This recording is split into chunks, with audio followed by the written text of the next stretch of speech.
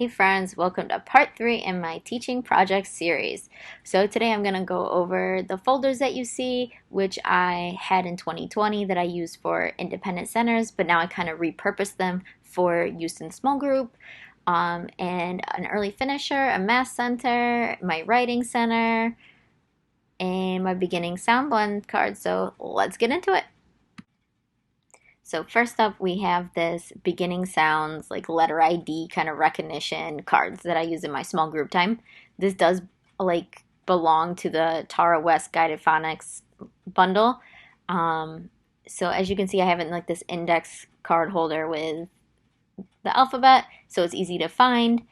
The one thing that I didn't like about these cards is, as you can see, it has like the name under. So it says bag or bear. So now in small group, I'm gonna have to like cover it and then like have the kids sort it. I guess it's better for like if you're working on like letter recognition. So I might have to print the ones from Kindergarten Smorgasbord again because I really like those because they're just pictures. Next project is all of these are freebies on Little Minds at Work blog. I'll link it down below, and they are dominoes, and they go from beginning sounds, which you'll see here. So they're going to match the letter with a picture of the same beginning sound, and it goes all the way up to vowel teams. So it aligns with everything else I'm doing in my classroom, and I can DI it for whatever group that I'm working with. You know, they're going to have some kids are going to be in beginning sounds, some kids are going to be at CVC in the beginning of the year.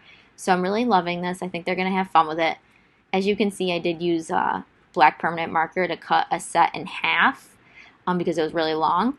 And then I used it also on pictures or words that maybe I didn't want to have inside my classroom, but I didn't want to waste it. So I'm just going to have them put it together and it'll be like a free spot. So no big deal. I'm really looking forward to using these as an early finisher during stations.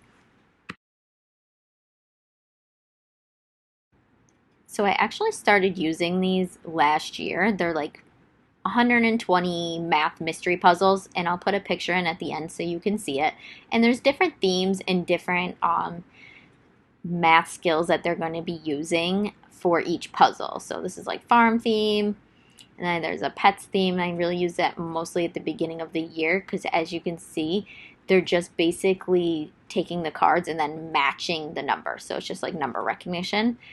So I have a whole bunch of those to start off with, and then it goes up to like adding two numbers at part whole, base 10 blocks. As you can see, I actually started laminating them last year. No, don't do it. You guys don't do it. I love everything laminated, but it's just 120 pieces for each puzzle is too much. So I'm just going to reprint them. But my kids really love these, and it was a great early finisher, just a fun way to use the skills kind of like in an out of the box type of way. So these math folders have like two type of units in each one, and I have 5 folders per each unit, so I can use them in my small groups. Up first, I have like the beginning of the year type of folder where they're just gonna identify numbers and practice number formation.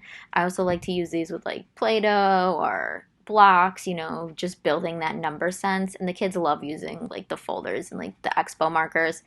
Tip, only use the expensive black expo markers and make sure that you erase them right away. They go to like counting skills, you know, building numbers.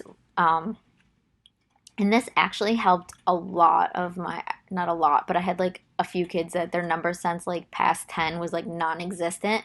And this folder, like keep going back and like building the numbers using the base 10 blocks, it really helped a lot. And they love the folders. And then I have counting, and it has like skip counting and graphs in it. And I really love the pictures. I use this mostly as like a reteaching tool.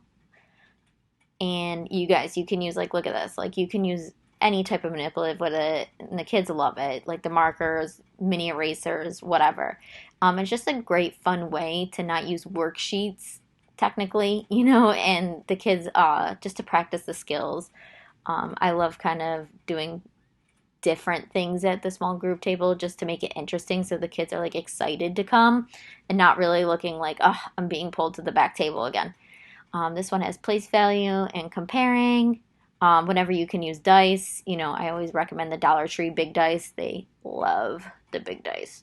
And then measurement and time is in my last one. I do use the paper ones like this just because it is like on our test, but I do have like the little individual clocks too. And the last folder is shapes and I believe fractions. Yeah, shapes and fractions. So yeah, I love using these. It's just another fun way. You know, you never know what kind of worksheets and stuff you have laying around to just like repurpose it into small group like reteaching skills. Next up, we have the ELA ones. I start with rhyming. Rhyming has like its own folder. So these folders are just like a fun way to kind of review or work on fluency of a skill. This is by no means like what I'm doing every day to help my kids get on, grade level or master a certain, phonics skill. If you comment down below, I'd be happy, especially once I'm back in the classroom, to go over what I do during my small groups to DI and meet everyone's needs and make sure that we're not only learning phonics skills, but we are growing in our comprehension skills as well. But again, these are just fun, just like a fun like review warm up type thing. And the kids really love it. It's just something different to spice it up. Final project, which is taking me quite a bit of time, is a whole new writing center. So as you can see over here, this is my old writing center and I really loved it for different reasons, but I just really felt like it wasn't hitting all the skills that are necessary for first grade.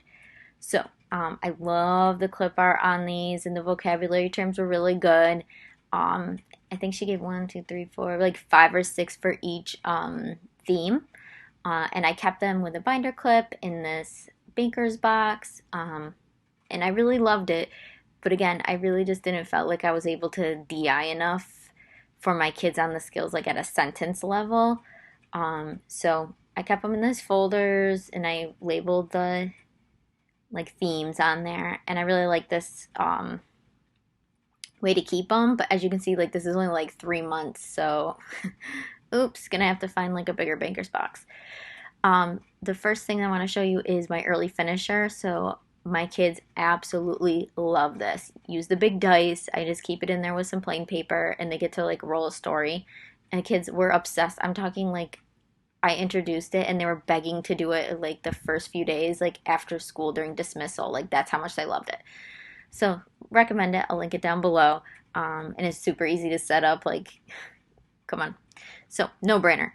So let's get into the writing center. The first thing that I have is the folder in the front. I made copies of all the things that could be used for each theme. So I don't have it to store it in each folder. So these are kind of like the master copies of like the labels I need for setting up the actual writing center, the I can statements, and then these have like the different versions for each type of center. So like there's beginning sounds, there's different versions of tracing letters, identifying letters, and then there's like I can write a list, and there's 2 or 3 different versions of that too. So I just kept them in here so that way when I pull my copies for the week, like I didn't have to like store that and print that in each month. I didn't want to like waste that paper to do that.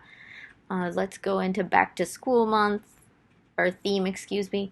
So this is August.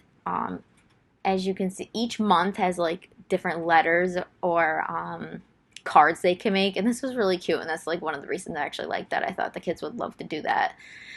And they have a lot of vocabulary cards for back to school. Like she has a lot of vocabulary cards for most themes. Some of them are like only a few. The thing I don't like about this is like the clip art is kind of not my favorite. But she does have a lot of vocabulary, which I thought the kids would, they need to help support. Again, just comparing kind of like the 2 setups of the vocabulary cards. So we get into kind of like the meat and potatoes of this writing center, which is the activities. What I liked about this one is it had labeling activities, which is a first grade standard, kind of getting into like how you use them as a writer. So I thought that was important. Beginning sounds, which goes into actually stretching out sounds, and then a lot of sentence building and editing. And then it has the books, and which the other writing center had the books too, the pattern books. But I just felt like this worked on a lot more like sentence structure, and that's really what my kids need at first grade. And I'm really looking forward to using this, but this was another one of those, like, it was a project, y'all. Like, it's a summer project if you want to get into it. Let's look at another theme, just so you can see one that's like later on. Go to gingerbread, maybe. Okay, so when you open up, again, this month has the cards and the letters they can write each other or write, their family members. Then it does start having the how-to writing, which is a first grade standard, and I did put that 4 into my writing center. So that's nice that it's already done and it kind of relates to the theme. Again, the vocabulary cards. So yeah, overall, I'm really excited to use this center. Hopefully, my kids love it as much as the last one. I think they will. All right, friends, I hope you enjoyed this video. Stay tuned for the next part 4 of all the projects I have been working on. Until next time.